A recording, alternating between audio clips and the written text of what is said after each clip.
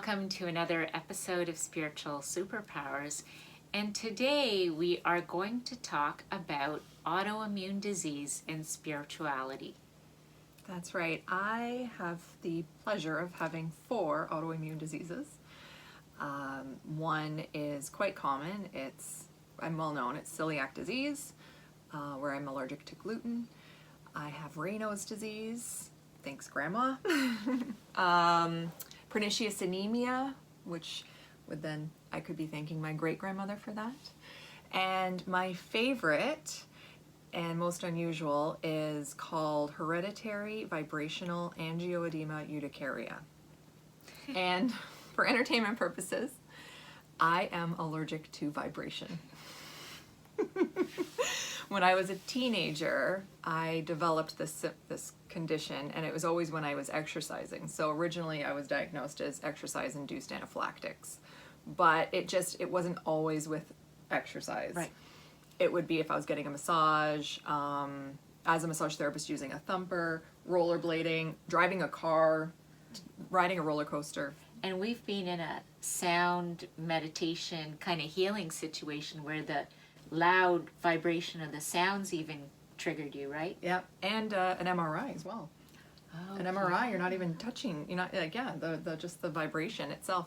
So I had to push a little bit harder, but eventually found a specialist who diagnosed me. And I, unfortunately, am the only one that in the world that I know has it right now. My grandfather did have it, but he passed away many decades ago. So yeah, it was funny when the specialist, when I went and saw him, and I finally mentioned that, oh, by the way, my grandfather was allergic to exercise too.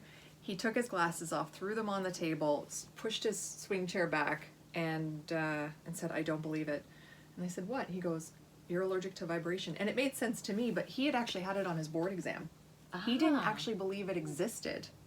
And had he not had that question on his board exam, he probably would have forgotten about it. Right. Yeah. So, I think the universe directed me to that specialist. To him, for sure. Yeah, to help me with that.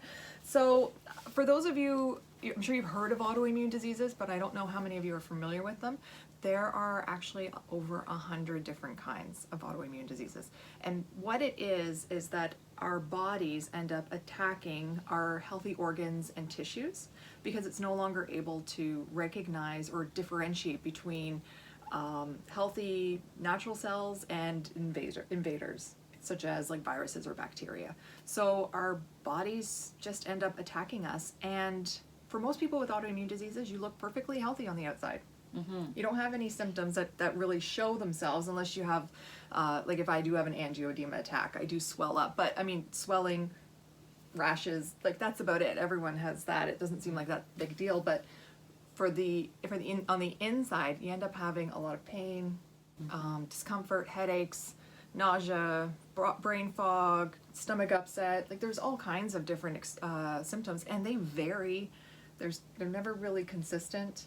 Because the immune system is just inflaming different areas. Depending on what it decides to attack. Yeah. Mm-hmm. So it can go on so long before you get a diagnosis, and most of the time you end up hearing that it's either in your head or that you're a hypochondriac. So it actually occurs most in women. 75% actually of cases are in women. And it's also the leading cause of death in young adults and middle-aged women. It is the second leading cause of chronic illness and the third leading cause of long-term disability. So it's pretty significant. And it seems to be getting worse and worse. There's more and more cases coming up. And the other thing, I think, in the symptoms that you didn't mention, which I think is huge for the people that I know, aside from yourself, that have autoimmune, is fatigue. Oh, yes. The overwhelming fatigue. And that really impedes everything, that a person is able to do. That's right. And that's definitely a big factor. Fatigue. And then there are contributing factors too, such as coming across a virus, which makes you feel tired. Lyme disease usually leads to autoimmune diseases. Eating disorders lead to autoimmune disorders. And mold exposure, which was actually my first case. That's what triggered my very first autoimmune was I had toxic mold exposure. So, and Growing up. Yeah. And a few more times since then, and it's definitely a way for me to gauge if a building has, or if the space I'm in is moldy, because I get affected immediately. Dawn, the moldometer. Yes. We're going to call her that now. Yes, if you are questioning, just have me come to your house. I'll not only look for ghosts, but I'll let you know if it's mold.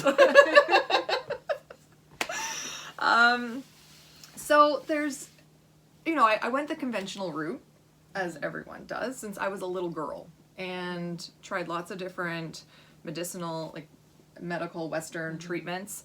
They couldn't really nail it down, or they said, well, this is just something you're going to have to live with. I get my B12 shots for the pernicious anemia. Raynaud's, you're told not to get stressed out or go into the cold.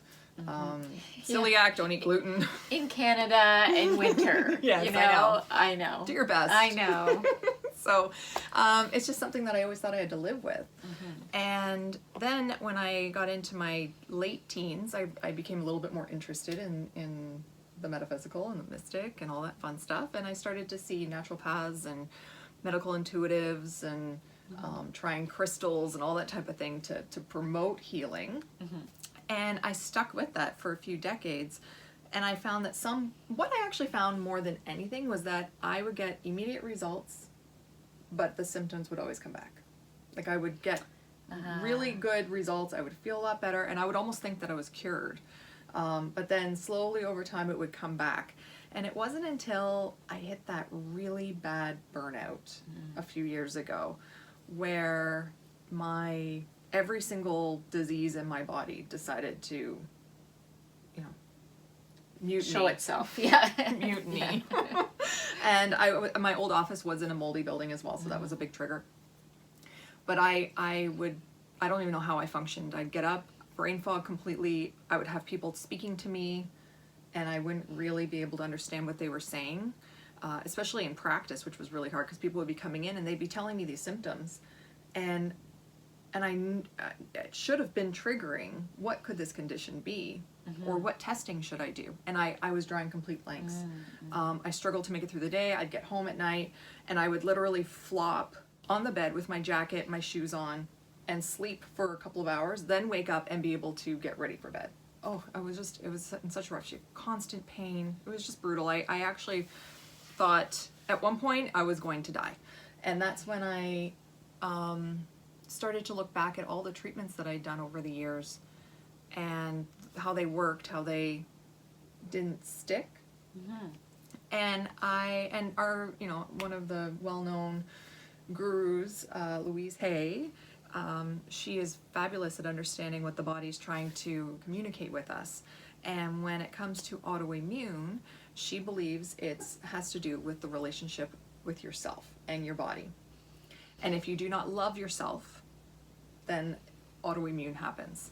And I most certainly did not love myself. I hated myself. I was so mean. I was brutal. I just abused myself constantly. Zero self-worth.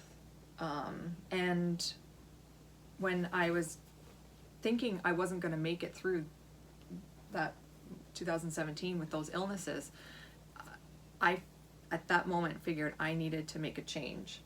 And it wasn't, I was already, doing everything right. I was ketogenic, I was low sugar, I was exercising properly, I was eating right, I was sleeping great hours, like I was doing everything I was supposed to do. The only thing I hadn't tried doing was loving myself. And to love myself meant that I had to follow my heart, not live a life that I thought I was supposed to be living. Be more authentic. Be more authentic. Yourself. Exactly. Yes. So you were missing the spirituality piece. I was. And I think that's what a lot of people do. Although I didn't know I was missing that spirituality piece, because I had crystals, I meditated, I'd go to a healer, I thought I was doing it. But here's the key, I think. I was going to these people or buying these things. Yes. But I really wasn't doing the deep work. Right. You weren't incorporating it into your being. That's right. Yeah, that's it. I thought I was. Right. But I was still not being honest with myself, not living my authentic truth. And and it got to the point where I needed to. It was either that or I don't think I would be here, because I was headed down to possibly getting lymphoma, and I was supposed to be hospitalized. It was not a good situation. So I think when people come to see me as for healing treatments, I see this all the time now, where there's an underlying universal truth, Yes. a soul purpose Yes. to illness. And so now that's how I incorporate spirituality in with my autoimmune. Is, to me, it's a gift that allows me to be, I guess, my compass, lets me know which direction I'm headed. If I'm not being authentic, Yes. if I'm not being honest with Yes. myself, if I'm not caring about myself, then I tend to go off the tracks and a lot of my symptoms flare up. Right. But if I am in alignment with my purpose Yes. and put the time and energy into myself in a loving way, loving, compassionate way, then I am actually very healthy. Yeah. It's just about finding that balance, and thankfully the autoimmune diseases are my compass for that. Yeah, and the deeper part is the scary ones. They're the ones that they're things that you need to do, but it's scary, it's terrifying, it's risky, all those things. That's when you walk the walk. Yeah. Yeah. And you did. You Oh, walked the boy. walk. You hit rock bottom, Mhm. and you had to. You had to walk the walk, but you did it. I did. Yes. Yeah. Now, a few years later, it's funny how I know what you're gonna you say. forget, or you just kind of maybe get off track. You get sucked back in to Right, the way that our world is. Yes, and I was just gonna say that because that's not how the world around us operates, right? So it's so hard. It's hard to get there, but it might even be harder to stay there, Mm-hmm. right? Yeah, and I mean, we could compare it to maybe a diet, losing weight, and then maintaining it. Because, you still have to incorporate it into the real world, and it's not how the real world works. It's certainly not supportive of people taking time for themselves and doing what's in their best interest. It's not like that at all. So you're definitely swimming against the stream when it comes to, managing your truth and your spirituality in today's Western society. Which brings me to actually why we thought we would do this video, because yes, I want, we started this channel to share what we've been through in the last few years, and a big part of that, it has to do with our health and well-being. One of the sessions that I just had was with Marilyn Penny. We just did our life lesson Mm-hmm. reading with Marilyn. Yes. How life lesson readings work is you have one main life lesson for your soul, and then Marilyn explains how far along you are in learning that lesson. Mine is honesty, and I'm to learn it in health and well-being, and I'm only 22% of the way. Yeah. Wow. So I still have a long way to go. And after that session, I really sat back and I really reflected on it, and I realized that I have not been as dedicated to my health and well-being in the most authentic way, right, in the last probably 6 months or so. Now, we are in a pandemic. There are certain circumstances that are beyond our control. Karen brought me a little gift today, and it's a bumblebee jasper, and It's a crystal. it's a crystal, and perfectly enough, like, I don't know if you can see it. It's so cute. It's like a little egg, and it's Looks yellow. like a bumblebee. Yeah, it is So- so cute. And its purpose is? The purpose is to be honest with yourself. That's its main purpose. It has some other attributes, and we want to do an episode soon on crystals because crystals are amazing. So Dawn is going to keep this close to her and to help her body feel that vibration of being honest. That's right. I with really want to herself. make sure that I'm continuing to be honest. And you know, to do that, I'm gonna be, before I make any decision, I'll be reevaluating it to figure out what is my motive, what is, you know, what's, Yeah. why am I making this decision, and what would be the one that's in my highest and best. Right. So maybe if you are listening and have an autoimmune disease, you know, think about that a little bit and maybe add a comment to the description box below. Yeah, so keep trying all the different sessions, find one that works for you, but also dig deeper. So if you get told by a therapist, you know, go inward, or be still, or sit in the pain, or anything woo-woo like that, really try to do that, because those are the keys. Those are what connects us to our higher self and allows us to move through things.